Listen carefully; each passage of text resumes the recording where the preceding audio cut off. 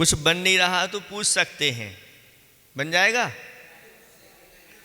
Second line देखें, यो ग्राह्यो ग्राह्य नाद्यन्त्यः नाद्यन्तः, यो ग्राह्य नाद्यन्तः, स्थित व्युत्पत्ति व्ययात्मकः स्थित्युत्पत्ति व्ययात्मकः स्थित्युत्पत्ति व्ययात्मकः।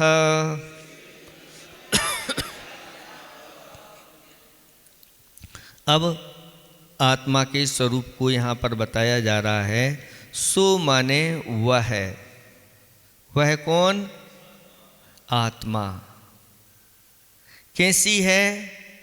सो अस्ति आत्मा, वह आत्मा है। पहले तो ये अच्छी तरह से धारणा बना लो। कुछ लोगों की धारणा है कि आत्मा आत्मा कुछ नहीं है। सो सबसे पहले तो ये धारणा बनाओ कि आत्मा है। कुछ ऐसे हैं वो कहते हैं बस ये पंचभूत मिल गए और बस वहाँ पर ये जीव तैयार हो जाता है और पंचभूत बिखर गए। तो लोग भी देखते हैं कि हाँ भाई अब ये तो पंचभूत में आत्मा इस प्रकार से थे और ये समाप्त हो गए, तो कुछ लोग मानने लगते हैं। लेकिन आचार्य भगवान कहते हैं कि अगर पंचभूत मिलते हैं तो जहाँ आपका भोजन बन रहा है उसमें भी पंचभूत, अग्नि भी है, वनस्पति भी है, वायु भी है, जल भी है और आकाश भी है। ये पांच भूत मिल गए तो फिर वहाँ भी जीव तैयार हो जाना चाहिए, लेकिन नहीं। हाँ, जीव जिस शरीर में रहता है वह शरीर पंचभूत आदि कुछ ऐसे तत्व हैं, पुद्गल तत्व, उनसे मिलकर के तैयार हो जाता है और उसमें जीव अपना निवास करता है। लेकिन जीव का स्वरूप क्या है उसको यहाँ पर बताया जा रहा है। तो पहले तो सबसे पहले अस्ति आत्मा, वह आत्मा है, ये अस्तित्व हो गया, विद्यमान है।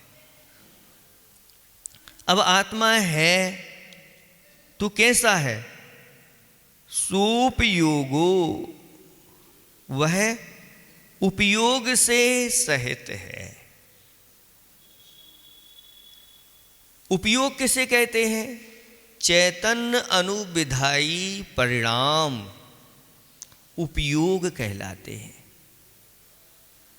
जो चैतन्य के साथ हमेशा रहते, यह चैतन्य उपयोग के बिना नहीं रहता। उपयोग का अभाव हो गया तो फिर उसमें चेतना नहीं होगी। इसलिए यहाँ उपयोगो ये कहा गया कि वह उपयोग वाला है। और उपयोग कितने प्रकार का होता है? दो प्रकार का उपयोग होता है। एक दर्शनोपयोग और दूसरा ज्ञानोपयोग, या ज्ञानोपयोग और दूसरा दर्शनोपयोग। अगर कोई पहले उपयोग होता है तो पहले दर्शनोपयोग होता है। इस छद्मस्त अवस्था में पहले दर्शनोपयोग फिर ज्ञानोपयोग। लेकिन जहाँ केवल ज्ञान अवस्था हो जाती है, सर्वज्ञानी हो जाते हैं, उस समय दर्शन और ज्ञान युगपथ एक साथ केवली के हुआ करते हैं। दर्शन क्या है? तो आचार्य भगवान कहते हैं सामान्य सत्ता अवलोकन का नाम दर्शन है। दर्शन अपने आप में निराकार होता है। जब तक वस्तु का आकार नहीं आया है तब तक दर्शन है, और जैसे ही आकार आया वह फिर दर्शन नहीं ज्ञान हो जाता है। बहुत सूक्ष्म है दर्शन, दर्शन को हम पकड़ नहीं सकते।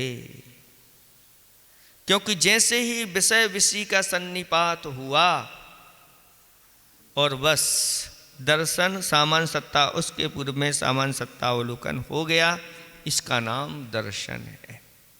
लेकिन ये भी अंतर्मुख समय लग जाता है इसमें। दर्शन 4 प्रकार के बताए, चक्षु दर्शन, अचक्षु दर्शन और अवधि दर्शन और केवल दर्शन। चक्षु के माध्यम से जो सामान्य सत्ता अवलोकन होता है, जैसे ही चक्षु ने खोली, आँख खोली और उसके पहले दर्शन हो गया। आकार अगर कोई, जैसे कोई वस्तु के ऊपर सीधी पड़ी और पड़ते ही दर्शन हुआ, और वस्तु का जब तक आकार नहीं आया तब तक दर्शन है, फिर आकार आ गया तो फिर ज्ञान के रूप में वह आगे अवग्रह, ईहा, आवाय, धारणा, इस रूप में फिर परिवर्तित होता है। कोई वस्तु को एक सामान्य से देख लिया, ये अवग्रह हो गया। यहाँ तक विकल्प, अवग्रह में कोई विकल्प नहीं होता। लेकिन अवग्रह के बाद ईहा, जानने की अब उसको इच्छा हो गई। जब जानने की इच्छा हुई तो फिर आगे और बढ़ जाता है। फिर ये काला काला क्या है, सांप है कि रस्सी है ना। इस प्रकार से अवाय उसको जानने के लिए हो जाते। फिर इसके बाद धारणा पक्की हो जाती है, नहीं भैया सांप माप कुछ नहीं है, ये तो रस्सी ही है, और हाथ से भी उठा के फिर उसको अलग कर देते हैं। इसका नाम है ज्ञान। लेकिन इसके पूर्व में सामान्य सत्ता अवलोकन उस वस्तु का हो जाता है, उसको आचार्य भगवंत तो चक्षु के माध्यम से। अब जिसके मान लो चक्षु नहीं है, वो सामान्य सत्ता अवलोकन कैसे करेगा, तो उसके लिए बताया अचक्षु दर्शन। चक्षु कहाँ से आते हैं, 4 इंद्रिय से चक्षु आते हैं। इसके पहले चक्षु है नहीं, तो कौन सी बाकी की जो इंद्रियों से वह देखता है, सामान्य सत्ता अवलोकन करता है, उसको कहा अचक्षु दर्शन। और आपके पास आंखें भी हैं, लेकिन आंखें आपकी बंद हैं, तो आप जिस इंद्रिय से उस वस्तु को विषय बनाओगे वहाँ पर वो दर्शन हो जाएगा। चक्षु को छोड़ करके अन्य इंद्रियों से बनाओगे तो अचक्षु दर्शन हो जाएगा। अगर हम मन से विषय बनाते हैं तो भी वह भी अचक्षु दर्शन के अंतर्गत आएगा। और अवधि ज्ञान के पूर्व में अवधि दर्शन होता है, और केवल ज्ञान के साथ केवल दर्शन होता है। तो ऐसी आत्माएं हैं जो मात्र अचक्षु दर्शन वाली ही हैं, और कुछ आत्माएं ऐसी हैं जिनके पास चक्षु दर्शन भी है, अचक्षु दर्शन भी है। और कुछ आत्माएं ऐसी भी हैं चक्षु अचक्षु के साथ साथ अवधि दर्शन भी है। और केवल ज्ञानी के पास केवल दर्शन है, ऐसा जानना चाहिए। तो यहाँ पर ये व्यवस्था बताई जा रही कि वह उपयोग वाला आत्मा है। हम भी उपयोग वाले हैं, क्योंकि हम भी आत्मा हैं। तो 4 दर्शन हो गए, और ज्ञान कितने, तो 5 सम्यक ज्ञान लेना और 3 अज्ञान लेना। 5 सम्यक दर्शन कौन से, सम्यक ज्ञान कौन से हैं, मति ज्ञान, श्रुति ज्ञान, अवधि ज्ञान, मनः पर्यय ज्ञान और केवल ज्ञान। और इनमें से जो 3 ज्ञान हैं, मति ज्ञान, श्रुति ज्ञान और अवधि ज्ञान, यह संसर्ग के माध्यम से ये कु भी हो जाते हैं, मिथ्या भी हो जाते हैं। संगति का प्रभाव ऐसा ही पड़ता है। जैसे दूध है, और दूध अगर शुद्ध बर्तन में रखा है तो उसमें किसी प्रकार की कोई विकृति, और अगर उसको अशुद्ध बर्तन में या कड़वी तुमड़ी आदि में उसको रख दें तो वह कड़वा हो जाता है, जहरीला हो जाता है। ऐसे ही मिथ्यात्व के संसर्ग से हमारा ज्ञान भी वह मिथ्या रूप में परिणत हो जाता है, ऐसा यहाँ पर कहा जा रहा है। तो 3 प्रकार का मिथ्या ज्ञान कौन सा? कुमति ज्ञान और कुअवधि ज्ञान। असंगी पंचेंद्री तक तो क्या रहता है? कुमति और कुश्रुत होता है। लेकिन जहाँ संगी हो जाते हैं तो वहाँ पर फिर तीनों आ जाते हैं, ऐसा कहा गया। और चतुर्थ गुणस्थान आदि से मति ज्ञान, श्रुत ज्ञान प्रारंभ हो जाते हैं। और कहाँ तक चलते हैं? तो 12वें गुणस्थान तक मति श्रुत चलते हैं। अवधि ज्ञान चौथे से प्रारंभ हो गया तो कहाँ तक चलेगा? 12वें तक चलता है। मनः पर्य ज्ञान 6वें गुणस्थान से प्रारंभ होकर के 12वें गुणस्थान, और केवल ज्ञान अवस्था 13वें से ऊपर वालों की अवस्था केवल ज्ञान की अवस्था होती है। इस प्रकार से यह आत्मा अलग अलग अपनी अवस्थाओं में वह उपयोग से सहित होता है।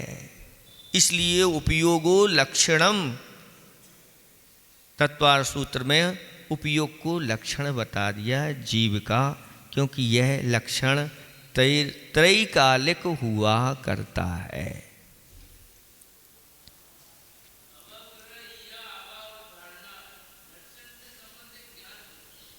ये तो एक मति ज्ञान के 4 भेद बताए गए हैं।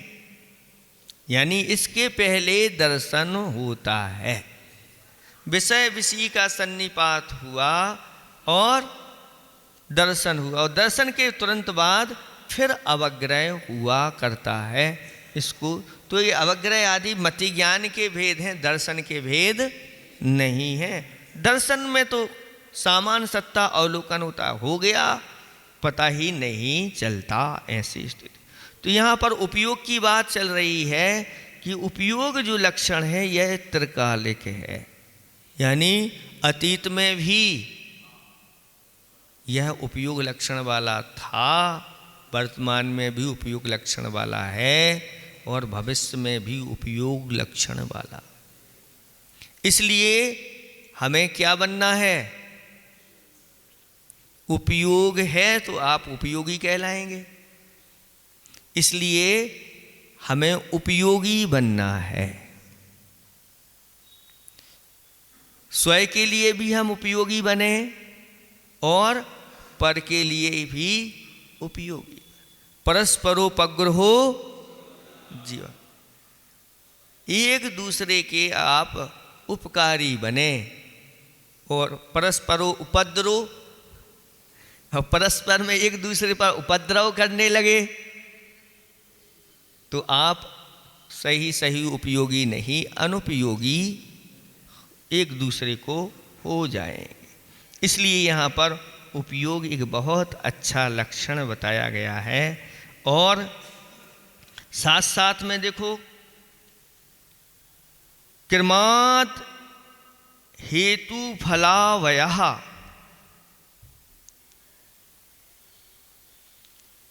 क्रम से हेतु और फलों को धारण करने वाला है। यहां पर होता है एक साथ नहीं, क्रम से। क्रम से पहले हेतु और फिर उसका फल। ये क्या है? तो कहते हैं कारणकारी व्यवस्था है। पहले कारण फिर कार्य। वह कभी कभी कार्य भी कारण आगे जाकर के बन जाता है। आत्म हित हेतु, आत्म हित हेतु क्या है?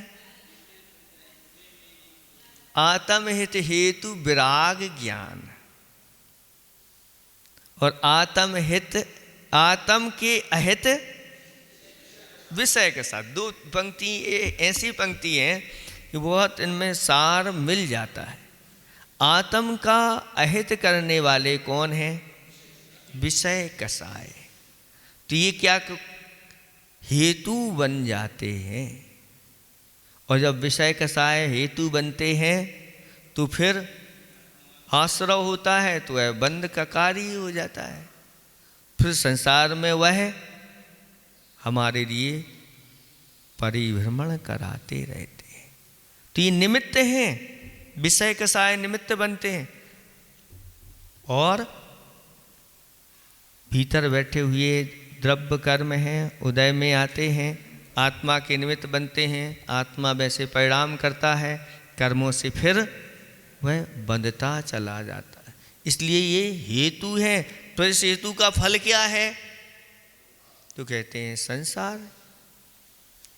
आप अगर अशुभ रूप में परिणमित कर रहे हो तो संसार की वृद्धि आपकी होती चली जाएगी। वही कसाएं आपकी मंद हो जाती हैं और आपकी मन वचन काया की प्रवृत्तियां शुभ होने लगती हैं, तो आत्मा के लिए सुख मिलने वाली वस्तु भी उदय में कर्म आने लग जाता है।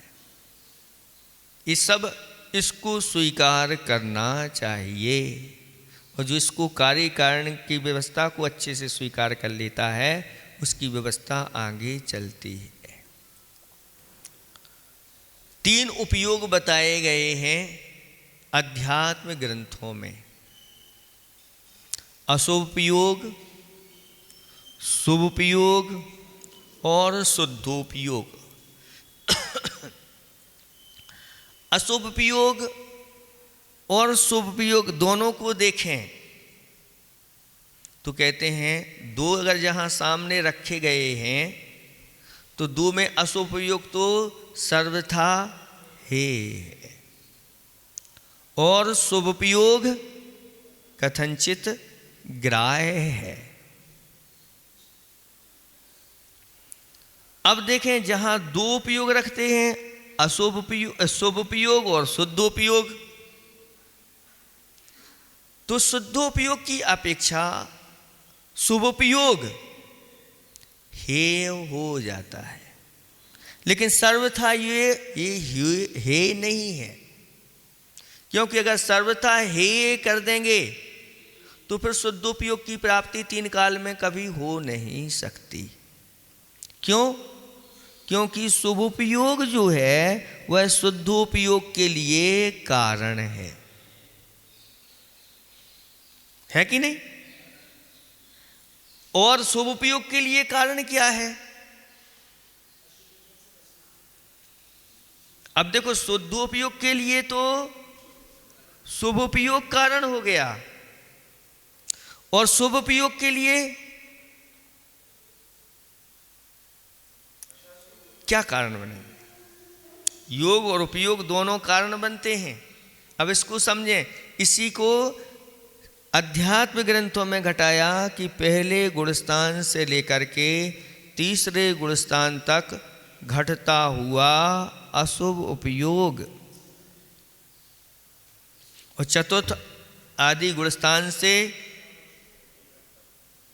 बढ़ता हुआ शुभ उपयोग कहाँ तक? सप्तम गुणस्थान तक, और सप्तम से बढ़ता हुआ 12वें गुणस्थान तक शुद्धोपयोग। अब देखें, जो घटता हुआ अशुभ उपयोग है वह शुभ उपयोग के लिए कारण बनता है। अशुभ उपयोग भी बन रहा है, क्योंकि जितना आपका अशुभ उपयोग घटेगा आपके योग शुभ बनेंगे, और शुभ होते हुए जैसे ही सम्यक दर्शन की प्राप्ति होती है और वहाँ पर फिर उसको शुभ उपयोग, सम्यक दर्शन के कारण से शुभ उपयोग यहाँ पर लिया जा रहा है, ये बढ़ते कर्म से। अब देखें, ये चौथे गुणस्थान से बढ़ता हुआ शुभ उपयोग और सप्तम में पहुँच गया, और कोई मुनिराज हैं, वह जब गुप्ती में लीन होते हैं, वो चतुर्थ काल है जहाँ पर स्वयं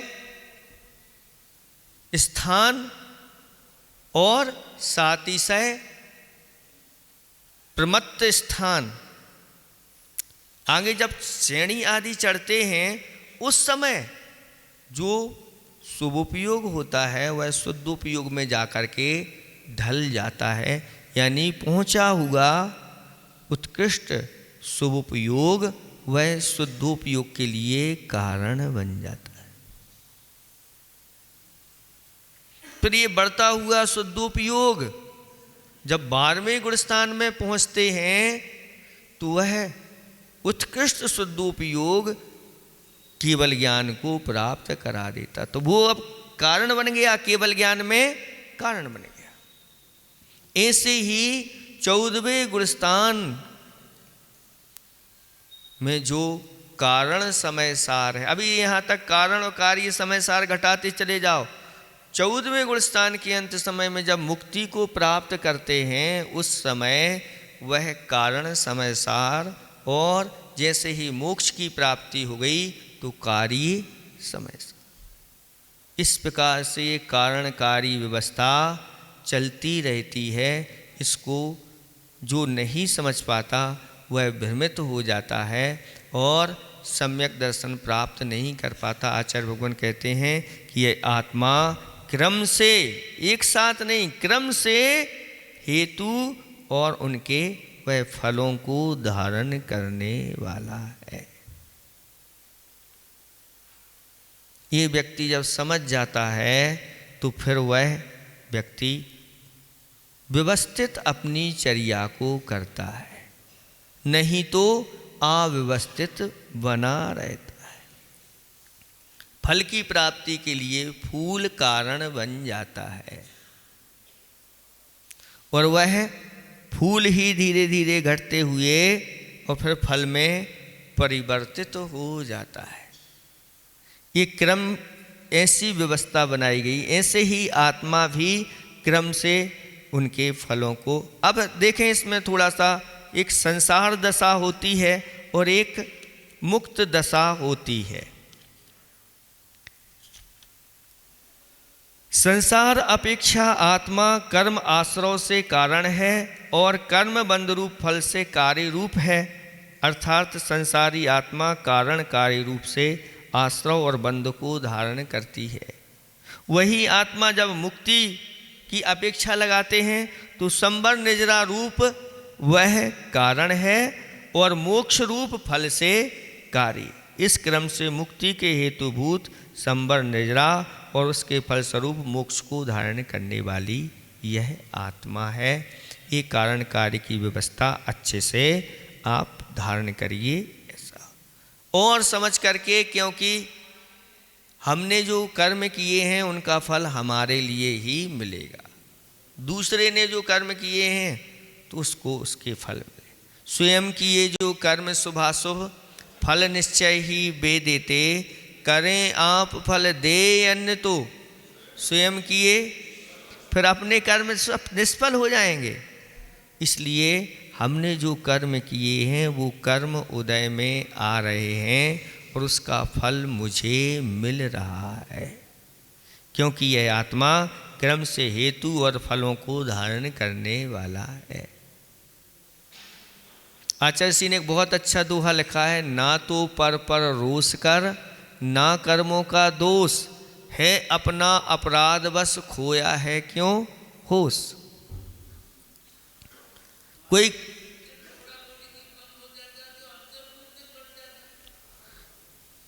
आप लोग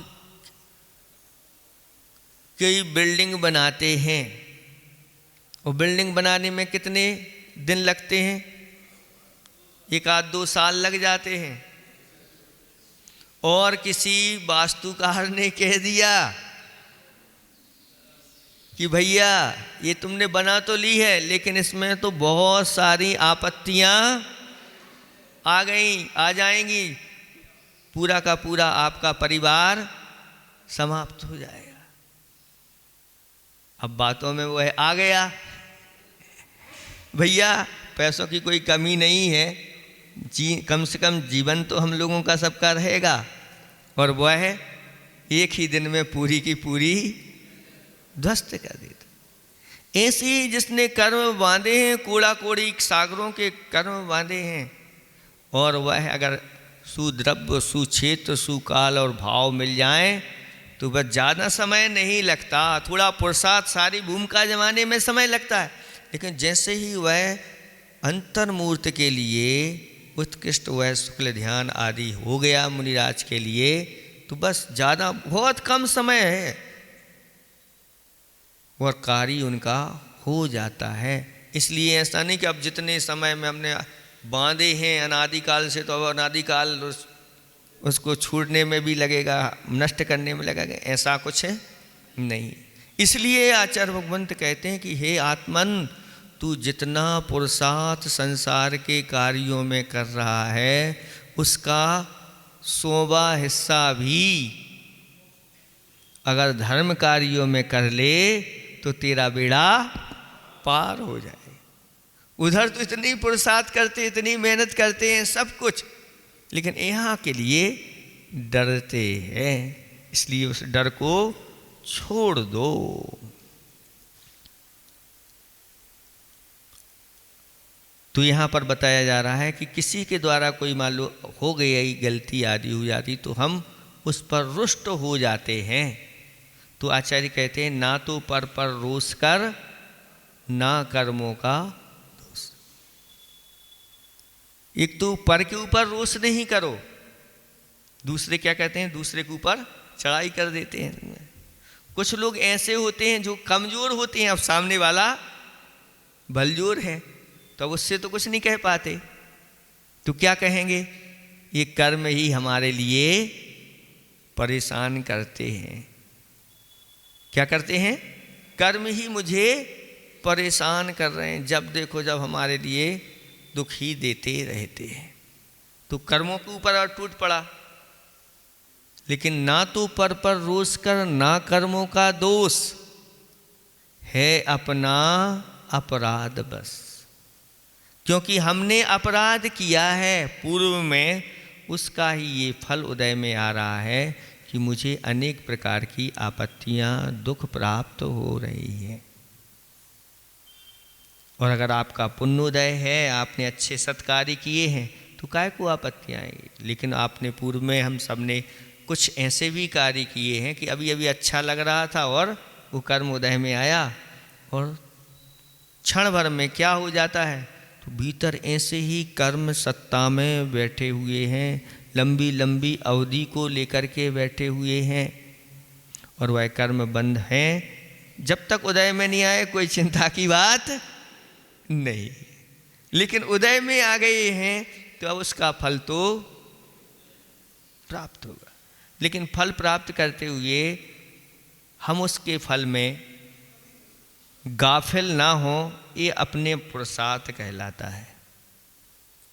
उदय विभागो विविहो कम्माणम बन्नदो जिन बरे ही नदुते मज्ज सहावा जाणग भावोदु अहमिको। अब अध्यात्म की ओर चले जाते हैं, आत्मा के प्योर स्वरूप की ओर चले जाते हैं, तो कहते हैं यह कर्मों का उदय का विपाक अनेक प्रकार का आचार्य भगवंतों ने बताया है। लेकिन ये कर्मों का स्वभाव मेरा स्वभाव नहीं है।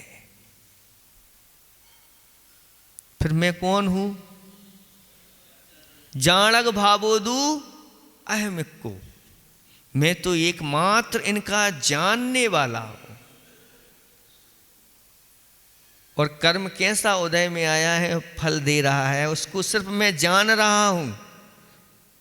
उसके प्रति मैं किसी प्रकार का ना राग कर रहा हूं, ना द्वेष कर रहा हूं, ना कोई मैं प्रतिकार कर रहा हूं। बड़े बड़े ऐसे उपसर्गों को सहन करने वाले मुनिराज अध्यात्म की ओर, द्रव्य दृष्टि की ओर चले जाते हैं और ये सारी बाह्य चीज़ें गौण हो जाती हैं। गौण है, उनका अभाव नहीं होता। इसी का नाम अनेकांत है। अनेकांत की सिद्धि कैसे होती है? तो अर्पिता नर्पित सिद्धि। किसको कहाँ मुख्य बनाना है, किसको कहाँ गौण बनाना। किसी को हमने मुख्य बता दिया तो दूसरे का अभाव नहीं हुआ। दूसरी चीज का, दिन में किसकी मुख्यता रहती है? सूर्य की मुख्यता रहती है। दिन में सूर्य मुख्य है, लेकिन चंद्रमा, ग्रह, नक्षत्र, तारे ये गौण हो जाते हैं। गौण का अर्थ है ही नहीं, ऐसा नहीं, वहीं पर हैं। जैसे रात में रहते हैं ऐसे दिन में भी रहते हैं, लेकिन मुख्यता सूर्य की होती है तो ये गौण हो जाते हैं। और जब सूर्य चला जाता है तो रात में चंद्रमा की मुख्यता हो जाती है। तारे आदि आदि उनके साथ सब चीज़ें ये दिखने लग जाती हैं। तो रात में सूर्य नहीं है तो सूर्य नहीं रहता, तो इसका अर्थ सूर्य है ही नहीं। नहीं, सूर्य अब क्या हो गया? गौण हो गया। चंद्र तारे आदि मुख्य हो गए। ऐसे ही मुख्यता और गौणता की व्यवस्था चलती रहती है। जब हम निश्चय नय का आलम्बन ले लेते हैं उस समय व्यवहार गौण हो जाता है, और जिस समय हम व्यवहार का आलम्बन लिए होते हैं उस समय निश्चय गौण। लेकिन दोनों इनका अभाव नहीं होता। इसी का नाम अनेकांत शादवाद, अर्पित अनर्पित ये सिद्धि होती चली जाती है। इसलिए है अपना अपराध बस खोया है क्यों होश। अपने कर्म के बारे में आप विचार करिए, और ये कर्म उदय में आए हैं, इनका फल हमें मिल रहा है। लेकिन अगर इन फलों में हम गाफिल नहीं होते तो नया कर्म बंधेगा नहीं, और वह उस कर्म की निजरा हो चली जाएगी। तो क्रमाद हेतु फलावहा, क्रम से वह हेतु और उसके फलों को प्राप्त करने वाला है। और कैसा है? यो ग्राह्यो अग्राह्य, जो ग्राह्य भी है और अग्राह्य भी है। एक ही आत्मा ग्राह्य भी है और अग्राह्य। विवक्षा भेद से एक ही आत्मा ग्राह्य एवं अग्राह्य दोनों रूप है। यथा जैसे यह आत्मा अशुभ उपयोग रूप में अग्राह्य है और शुभ उपयोगी आत्मा ग्राह्य है, अथवा शुभोपयोगी आत्मा अग्राह्य है, शुद्धोपयोगी आत्मा ग्राह्य है। स्वानुभव प्रत्यक्ष से आत्मा ग्राह्य है तथा शरीर आदि अन्य पदार्थों के गुण पर्यायों की अपेक्षा से अग्राह्य है। इसी प्रकार जीव संसारी अवस्था ये क्या है? अग्राह्य है, और मुक्त अवस्था ग्राह्य है। ग्राह्य माने ग्रहण करने योग्य, प्राप्त करने योग्य। अग्राह्य माने छोड़ने योग्य। पाप जो है वह अग्राह्य है, छोड़ने योग्य है, और पुण्य ग्राह्य, ग्रहण करने योग्य है। और पुण्य और पाप दोनों भी किसी अपेक्षा से ये अग्राह्य है, ग्रहण करने योग्य नहीं। और इनसे रहित जो शुद्ध आत्मा है वह ग्राह्य है, ग्रहण करने योग्य है। एक क्रम क्रम से आत्मा का स्वरूप यहाँ पर ग्राह्य और अग्राह्य के रूप में यहाँ पर बताया जा रहा है। कथनचित ग्राह्य है, कथनचित अग्राह्य है। इस प्रकार से लेकर के चलना चाहिए। और कैसे है? अनादि ना अनादि अनाद अनादि अंतः, ना इसका कोई आदि है ना इसका कोई अंत है। आदि और अंत दोनों से यह रहित है, ऐसा कहा गया। अगर आदि ले लेंगे तो फिर असत की उत्पत्ति हो जाएगी, और इसका अंत हो जाए तो सत का नाश हो जाएगा। इसलिए आचार्य भगवान कहते हैं कि सत द्रव्य लक्षणम। द्रव्य का लक्षण क्या है? सत, यानी मौजूदगी। हमेशा द्रव्य की मौजूदगी बनी रहती है, कोई नया द्रव्य नहीं उत्पन्न होता, और जो द्रव्य है वह नाश को भी प्राप्त नहीं होता। इसलिए सत लक्षण बताया है, सत लक्षण। ऐसे ही आत्मा भी आदि और अंत से रहित है, इसका ना कोई आदि है। हम कब से हैं संसार में? तो अब इसका कोई आप नहीं, प्रथम बात अनादि, इसलिए उसको अनादि शब्द कह दिया। जिसका ना आदि है वह अनादि, और जिसका अंत नहीं वह अनंत। कब तक संसार में है? तो जब तक इसका कोई अंत नहीं है, ऐसा जानना चाहिए। तो आत्मा आदि और अंत से रहित है, ऐसा। स्थिति उत्पत्ति व्ययात्मकहा। वो सत जो होता है वह कैसा होता है? स्थिति, उत्पत्ति और व्ययात्मक होता है। स्थिति का अर्थ होता है द्रव्य। वह सत्य हमेशा द्रव्य रूप में विद्यमान रहता है। और उत्पत्ति, उत्पाद, तो पर्यायों की अपेक्षा से उसका उत्पाद और पर्यायों का नाश हो जाना, ये व्यय कहलाता है। तो प्रत्येक द्रव्य में ये स्थिति, उत्पत्ति और विनाश तीनों चीज़ें विद्यमान रहती हैं। ऐसे ही ये आत्मा चाहे संसार में रहे, चाहे मोक्ष में रहे, कहीं भी रहे, स्थिति, उत्पत्ति और विनाश के साथ ही विद्यमान है। द्रव्य प्रति समय इन द्रव्यों में नई नई पर्यायें उत्पन्न होती रहती हैं और नाश को भी प्राप्त हो जाती हैं, ऐसा कहा गया है। जैसे संसार में सागर होता है, सागर में नई नई पर्यायें यानी तरंगें उत्पन्न होती रहती हैं, नष्ट होती रहती हैं। सागर ज्यों का त्यों रहता है।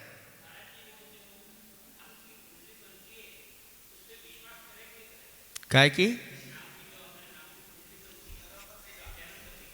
जन्म पत्रिका आदि बनती है, वो भीतर से आप उसको पकड़िए, वो कर्म पत्रिका है। कौन सी पत्रिका है? कर्म पत्रिका है। आपके बैठे हुए अंदर से कर्म क्या क्या खेल दिखाएंगे, उसको सूचना बताने वाली, उनके अनुसार हम नहीं। जैसा हमारा कर्म उदय होगा उसमें, तो हम उन कर्मों में उठापटक भी कर लेते हैं, इसलिए रेखाओं में भी उठापटक हो जाती है, परिवर्तन होता रहता है। कुछ कर्म ऐसे होते हैं अपने फल दे करके जाते हैं, कुछ कर्म ऐसे होते हैं परिवर्तन भी हो जाते हैं। तो जैसी कुंडली उसने बना दी है बिल्कुल वैसा ही होगा, कि ऐसा नहीं कह सकते। उनमें कुछ परिवर्तन भी हम पुरुषार्थ के माध्यम से करते हैं। तो हमें तो पुरुषार्थ जितना करना है। रावण को पता है कि भैया वो पिता नारायण है और नारायण के द्वारा मारा जाना है। जब जानकारी है उसको, वही सब ने बताया भैया ये नारायण है और नारायण पिता नारायण का वध करते। ये सब करते हुए भी रावण ने कोई कमी नहीं रखी, पूरा पुरुषार्थ उसने किया। इसी प्रकार से कोई अगर आपको बता दे कि भैया आपकी ऐसी ऐसी होना है, तो भैया आपका कर्तव्य है अब उस चीज़ से हमें बचना है, पुरुषार्थ करना है। बच गए तो ठीक, नहीं तो फिर जो हमारा किया हुआ कर्म है वो तो फल देगा ही देगा। चाहे तो हम परिवर्तन भी कर सकते हैं और कुछ कर्म निरति निकाचिता से कर्म होते हैं, उनमें कुछ नहीं कर पाते। इसलिए जो भी आपकी रेखाओं के माध्यम से ज्योतिष आदि की कुंडली तैयार होती है, ये रेखाएं आपके कर्म के अनुसार बनी हुई हैं, ज्योतिष के अनुसार नहीं बनी हुई हैं। ये पूरा का पूरा हमारे लिए जो शरीर मिला है, ये कर्म के अनुसार मिला है। रेखाएं आदि सारी इनकी अगर कोई अच्छे विशेष बारीकी से जानकारी लें तो बहुत सारी जानकारी मिलती चली जाती है। ये सब चीजें बताई हैं तो फिर करना चाहिए ना, उसमें मना क्यों है? वही तो कह रहे हैं, इनकी उपेक्षा नहीं करना चाहिए। व्यवस्थित बनाना है। व्यवस्थित होने के बाद भी आपको सुख मिले कोई जरूरी। रोड पे चलने के जो नियम बनाए हैं, वो नियमों का तो आपको पालन करना होगा। ऐसा नहीं कि हमारा तो बताया जोशी ने 90 साल से तुम्हें कुछ होने वाला नहीं है, तो अब रोड के नियम पार करके आप तो बीचों बीच चलेंगे। क्यों? तो नियमों का पालन करना। ऐसे ही आचार्य भगवंतों ने बताया कि अगर आपको जानकारी ज्योतिष के माध्यम से मिलती है तो आप सावधानी इस प्रकार की रख सकते हैं, और आपके अंदर क्षमता है बहुत कुछ परिवर्तन करने की, आप परिवर्तन भी कर सकते हैं। नहीं हो तो फिर अपना कर्म वो ऐसा था हो गया, कर लेना चाहिए। इसलिए इन सब चीज़ों को, ये निमित्त हैं कुछ बताने वाले, लेकिन निमित्त कुछ करते नहीं, वे बता देते हैं कि आपके ऐसे ऐसे होंगे। कुछ निमित्त ऐसे होते हैं जो करते भी हैं। जैसे कहने में अभी आ जाता है कि भैया ये राहु केतु आदि आदि परेशान कर रहे हैं, तो ये किसी को कोई परेशान नहीं करते। इनके माध्यम से आपके कर्मों की कुंडली तैयार हो जाती है। करने वाले भी भीतर बैठे हुए कर्मों की उदय उदीना से होते हैं, लेकिन ये वस्तुओं के माध्यम से हम जान लेते हैं कि हमारा कौन सा कर्म कैसा कब उदय में आने वाला है और क्या हमें फल मिलने वाला है। इसलिए आचार्य भगवंतों ने कहा कि ये ज्ञान है, इस ज्ञान को करने से कहीं आपको मिथ्या आदि का दोष नहीं लगेगा, लेकिन इस ज्ञान को ही आप पूजा पाठ करने लगो, उनकी आराधना आदि करने लगो, तो कहते हैं फिर आपका मिथ्यात्व का दोष लगेगा। इसलिए जानकारी कर ली और मूल अपनी जड़ को पकड़ें कि मूल है कर्म, तो उस कर्म का हमें उपशम क्षय उपशम हमें करना है।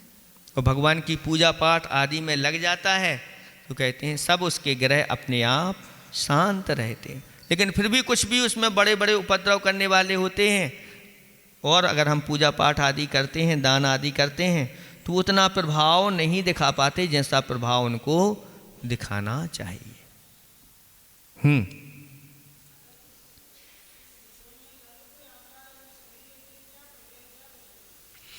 द्रव्य तो है, द्रव्य है। अभी तो जो द्रव्य होता है वह गुण पर्याय वाला होता है, और गुण तो हमेशा हमेशा उसके साथ विद्यमान रहते हैं, लेकिन पर्यायें उत्पन्न होती हैं और नष्ट होती हैं। कुछ ऐसी पर्यायें होती हैं जो स्थायी हो जाती हैं, कुछ पर्यायें तो प्रति समय उत्पन्न हो रही हैं। नया नया सुख का अनुभव उनको हो रहा है। प्रत्येक समय में नया नया सुख सिद्धों को मिल रहा है। जो एक समय में जो सुख मिला वो तो निकल गया, अब जो नया सुख है वो दूसरी समय में वो निकल गया। जो निकल गया उसका व्यय हो गया, जो आ गया उत्पाद प्रति समय नया नया। और ज्ञान के माध्यम से भी इस प्रकार से सबको जानते रहते हैं, और वो निकल जाती पर्याय और अगली पर्याय फिर हो जाती। आकार क्या है तो कहते हैं ज्ञान शरीरी त्रिविध कर्ममल। ज्ञान ही उनका पूरा शरीर है। आकार तो वो बन गया इसलिए कि पूर्व में जो उनके शरीर था उस रूप आत्मा के प्रदेश बन जाते हैं, लेकिन वो कोई पुद्गल तो है नहीं कि दिखने में आ जाए, स्पर्श हो उनका, रस हो, गण नहीं। अरूप के रूप में, रूपी को रूपी के रूप में भगवान ने जाना और अरूपी को अरूपी के रूप में भगवान जानते। तो अरूपी का आकार कैसा होगा? तो पूर्व में जो उनका आकार था उस रूप में आत्मा के प्रदेश वहाँ पर अरूप में रहते हैं, सो उनको आकार है, वैसे निराकार ही वह माने गए हैं। सिद्ध भगवान कैसे हैं? निराकार हैं। लेकिन फिर भी पूर्व की अपेक्षा देखें तो आत्मा के प्रदेश पूर्व में जैसे शरीर में थे वैसे ही निकल के चले जाते हैं, कुछ कम हो जाते हैं। जहाँ जहाँ ठोस पोल स्थान होता है वहाँ भी आत्मा के प्रदेश ठोस हो करके रहते हैं, ऐसा जानना चाहिए। तो यहाँ पर ये बताया जा रहा है कि आत्मा जो है वह स्थिति, उत्पत्ति और व्ययात्मक है। जैसे हम अभी जिस पर्याय को छोड़ करके आए हैं, कोई न कोई पर्याय से तो आए हैं, उस पर्याय का व्यय हो गया, और जिस पर्याय में हमने जन्म लिया इसका उत्पाद हो गया। और जीव वहाँ भी था, जीव यहाँ भी। इस पर्याय को छोड़ोगे ये शरीर छूट जाएगा, दूसरे शरीर में जाकर के आत्मा फिर उत्पत्ति उसकी हो जाती है। तो इस प्रकार से ये उत्पाद व्यय और द्रव्य रूप में वह सत यानी पदार्थ या द्रव्य बना रहता है। लेकिन प्रति समय भी इसमें उत्पत्ति और व्यय हो रहा है। प्रति समय पर्यायें उत्पन्न हो रही हैं और नष्ट हो रही हैं, बनती चली जाती हैं, निकलती चली जाती, प्रति समय इस प्रकार के होती चली जाती। तो ये उत्पाद व्यय और द्रव्य से युक्त आत्मा है, ऐसा जानना चाहिए। ग्राह्य और आग्राह्य के बारे में थोड़ा सा ऐसा भी बताया गया है कि यह आग्राह्य इति विश्लिष्य आग्राह्य अग्राह्य इति विशेषण द्वयम्, यानी जो सूक्ष्म आत्मा है वह आग्राह्य है। सूक्ष्म आत्मा क्या? जो शुद्ध आत्मा है वह इंद्रियों के द्वारा ग्राह्य नहीं हो पाती, क्योंकि लक्षण बताया अरस, मरूप, अगंधम, स्पर्श, रसगंध आदि से रहित है।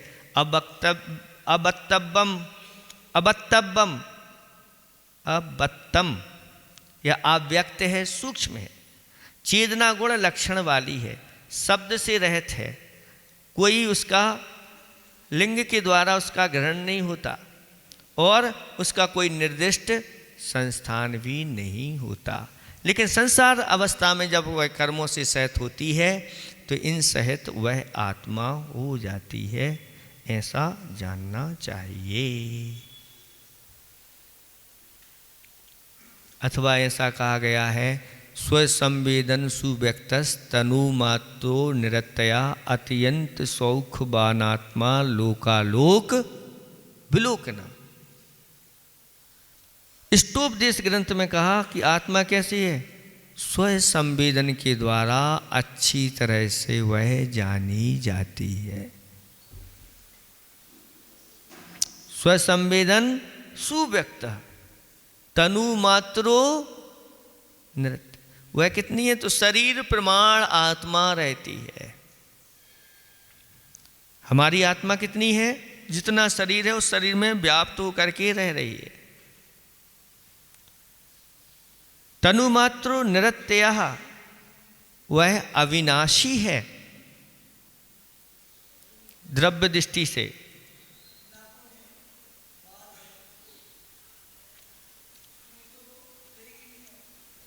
उसमें आत्मा रहेगी कि नहीं? जब तक आपका संबंध जहाँ से बना हुआ है, आपके बालों को अगर पकड़ के ताने तो आपको कष्ट होगा कि नहीं होगा? तो जहाँ से जुड़े हैं वहाँ तो आत्मा के प्रदेश हैं और वहीं से ही ऊपर तक माल पहुँचता है, तो बने रहते हैं क्रम क्रम से।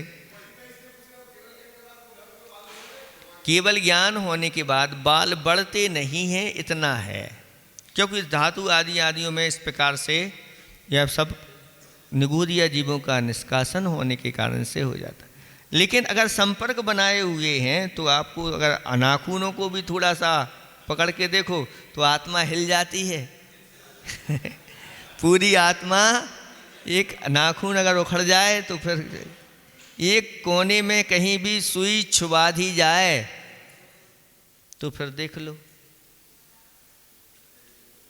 आप कहते हैं निमित्त, कुछ लोग इस प्रकार से स्वाध्यायशील हो जाते हैं और कहने लगते हैं निमित्त कुछ नहीं करता, निमित्त कुछ नहीं करता। वहीं पर एक बैठे थे सज्जन, तो उन्होंने चोटिया ले ली, जानते चिमटी पकड़ करके, तो उन्होंने एक क्या करते हो? अरे पंडित जी आप तो अभी कह रहे थे कि निमित्त कुछ नहीं करता।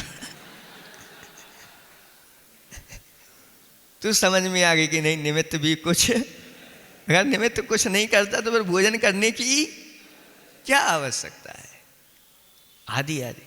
तो इसको जो नहीं समझ पाते, और शास्त्रों में जो एकांत की बात लिखी रहती है उसको किस विवक्षा में कहाँ पर कहा गया है, इसको जो समझ लेता है आत्मा को अच्छी तरह से, वह फिर कहीं गाफिल आत्मा का सिर्फ इतना ही रूप नहीं है, बहुत बड़ा विराट रूप आत्मा का है। इसलिए आगम से सारी चीज़ों को समझिए। आगम चक्षु साहू, साधुओं के चक्षु क्या हैं? आगम है। तो आगम सिर्फ एक ही आगम नहीं, एक पुस्तक में पढ़ लिया तो बस उतना ही सब कुछ हो गया, ऐसा नहीं। आगम का अर्थ होता है चारों अनुयोग है, और चारों अनुयोगों से वस्तु को जान करके और फिर अच्छी तरह से उसकी सिद्धता। इंद्रिय चक्षुणी सब भूतानी, सभी प्राणियों के, आप लोगों के इंद्रिय चक्षु हैं, उनके माध्यम से ही काम होता। देवाय ओ ही चक्षु, देवों के अवधि ज्ञान रूपी चक्षु होते हैं, और शुद्धा पूर्ण शब्दो चक्षु, सिद्धो भगवान के तो क्या है चक्षु, वो सर्व पूरा ज्ञान ही चक्षु में उनका हुआ करता है। इसलिए आत्मा को अच्छी तरह से जान लो कि आत्मा कैसी है, तो कहते हैं वह अनेकांतात्मक आत्मा है, वह उपयोग लक्षण वाली है, क्रम से हेतु और हेतु के फलों को धारण करने वाली है, कारणकारी व्यवस्था से युक्त है, जो ग्राह्य भी है और अग्राह्य भी है। ये विरोधाभास है, एक ही समय में वह ग्राह्य भी है और अग्राह्य भी है। सूक्ष्म रूप से देखें तो वह अग्राह्य है और स्थूल रूप से वह ग्राह्य है। आदि और अंत से रहित है, अनादि अनंत है, और स्थिति उत्पत्ति और व्यय से युक्त है, ऐसा जानना चाहिए। प्रति समय हमारा आबीची मरण हो रहा है, जितनी हमारे लिए आयु मिली है एक एक समय उसका निकलता चला जा रहा है, और एक दिन अंतिम समय कि भैया इनका अंतिम समय आ गया, तो हम सबका भी एक दिन अंतिम समय होगा। भरी हुई आपने कोई भी वस्तु है और बूंद बूंद करके टपक रही है, अंत में जाके अंतिम बूंद भी निकल जाएगी, फिर उसके बाद कोई दूसरी बूंद नहीं। ऐसी व्यवस्था यह प्रति समय चल रही है, प्रति समय इन कर्मों का उदय और निष्कासन हो रहा है। जब आपकी ये पर एक समय में जो अपनी आयु कम हो गई, आप तो अब किसी प्रकार से घबरा नहीं रहे हो, फिर अंतिम समय की जो आयु जाने वाली होती है तो घबराते क्यों? घबराने की कोई बात नहीं। आपका जो है अस्तित्व कभी समाप्त होने वाला नहीं है। ऐसी श्रद्धा जब उस सम्यक दृष्टि जीव की हो जाती है तो ये पर्याय है, ये पर्याय तो अब छूटने वाली है। समाधि मरण में यही चीज़ें तो कही गई हैं भैया। जिस प्रकार से कोई व्यक्ति अपना नया मकान बनवाता है और पुराना जब छोड़ करके जाता है तो कैसे जाता है? गाजे बाजे के साथ, बड़ी प्रसन्नता के साथ सबको बुला के, भैया हम कहाँ प्रवेश कर रहे हैं? नए मकान में। ये टूटा फूटा तो अब छूट रहा है, नहीं हम तो यहीं रोते हुए बैठेंगे, हमारा ये मकान छूट रहा है, बड़े मकान में हमें जाना पड़ रहा है। तो ऐसा तो करते नहीं, देखा नहीं जाता। बड़े अच्छे लड्डू मिठाइयाँ भोजन के लिए बुलाते हैं, आइए आप एक बार तो नज़र डालिए। तो फिर अब ये जब आपने यहाँ पर अच्छा पुण्य का संचय किया है, धर्म के कार्य किए हैं, दान दिए हैं, और श्रद्धा भी पूरी आपको कर्मों के ऊपर है और धर्म के ऊपर भी है, तो अब इस शरीर को, पुराने जीर्ण शीर्ण शरीर को छोड़ करके जा रहे हो, तो अगर अच्छे परिणाम रखोगे और भगवान का नाम सुनते हुए लेते हुए यहाँ से जाओगे, तो आगे जा कर के आपको दिव्य शरीर मिलने वाला है। और ये लकड़ी मकान के मरा ईंट चूड़े का छूट करके आपको अब वहाँ पर रत्नों और स्वर्णों का विमान और सब प्रासाद सब मिलने वाले हैं। तो भैया तैयारी करो, अच्छी मिठाइयाँ बंटवाओ और लोगों को दान दो, आनंद के भैया हम जा रहे हैं, आप सब से हम विदा चाहते हैं। नूतन गृह प्रवेश तो होता ही है। ये घर है, मैं कहा ये घर है, इस घर में वह रहता है, वो घर अलग है, ये घर अलग है। वो बताया था ना, देखो अनेकांत में पूछते हैं कि भैया आप कहाँ रहते हैं, लोकाकाश में रहते हैं कि अलोकाकाश में? विश्व तो पूरा है, विश्व जो है लोकाकाश और आकाश अलोकाकाश, ये पूरा विश्व होता है। तो आप विश्व में रहते हैं, तो विश्व में तो लोकाकाश और अलोकाकाश दोनों हैं। आप कहाँ रहते हैं? अलोकाकाश में रहते हैं, क्योंकि लोकाकाश में रहते हैं, अलोकाकाश में तो कोई जा नहीं सकता। तो लोकाकाश में भी भैया 3 लोक है, ऊर्ध्वलोक, मध्यलोक, अधोलोक। आप किस लोक में रहते हैं? मध्यलोक के वासी हैं। मध्यलोक में भी भैया असंख्यात द्वीप समुद्र हैं। आप कोई द्वीप में रहते हैं कि समुद्र में? तो कौन से द्वीप में रहते हैं? मनुष्य लोग तो 2.5 द्वीप है, 2.5 द्वीप में भी जम्बू द्वीप में आप रहते हैं। जम्बू द्वीप में भी 7 क्षेत्र हैं, भरत आदि क्षेत्र। आप कौन से क्षेत्र में रहते हैं? भरत क्षेत्र में रहते हैं। भरत क्षेत्र में भी 6 खंड हैं। आदि खंड में भी बहुत सारे देश हैं। भारत देश में भी बहुत सारे प्रदेश हैं। राजस्थान में भी बहुत सारे जिले हैं। जिले में भी बहुत सारी तहसील हैं। घाटोल में भी बहुत सारे मोहल्ले हैं। मोहल्ले में भी बहुत सारी गलियां हैं। आपकी गली नंबर क्या है? गली में भी बहुत सारे मकान हैं। आपका मकान नंबर कौन सा है? मकान में भी आपके बहुत सारे कमरे हैं। लाला बज्जी कौन से कमरे में रहते हैं? कोई कमरे में दूसरे में घुस जाएं तो कमरे में भी आप जो है ना, कमरे में बहुत सारे आपके बैठने के स्थान है। तो आपका स्थान कौन सा है? तो भैया सब चीज़ें गौण करके, भैया हम तो अपने शरीर में रहते हैं। आप कहाँ रहते हैं? शरीर में। ये सब बात, ये भी यहाँ पर व्यवहार है। निश्चय से तो हम शरीर में नहीं, अपने आत्मा में रहते। आत्मनि को आस्ते भवान। आप कहाँ रहते हैं? तो निश्चय नय की अपेक्षा से तो आत्मनि, मैं अपनी आत्मा में निवास करता हूँ। तो ये शरीर में अभी निवास कर रहे हो, तो ये शरीर अब छूटेगा, तो दूसरे शरीर आपको प्राप्त होना है।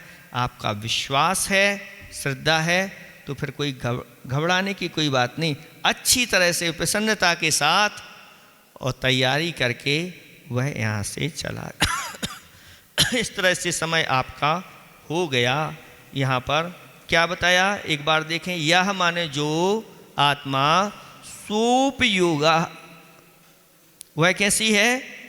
उपयोगमयी है, क्रमात् क्रम से हेतु यानी कारण और फल, उसके फल को आवह धारण करने वाला है, ग्राह्य ग्रहण करने योग्य है, अग्राह्य अग्राह्य यानी वह ग्रहण करने वाला भी नहीं, कुछ को ग्रहण करता है कुछ को नहीं। अनादि अनंतः, अनादि और अनंत है। स्थिति उत्पत्ति व्यात्मका, उत्पाद व्यय और ध्व रूप है। सा वह ऐसा प्रसिद्ध, अयम यह जीवित शरीर में जो वर्तमान आत्मा है, ऐसा अस्ति मतलब है। इस तरह से आत्मा का स्वरूप बता दिया। समय आपका हो गया।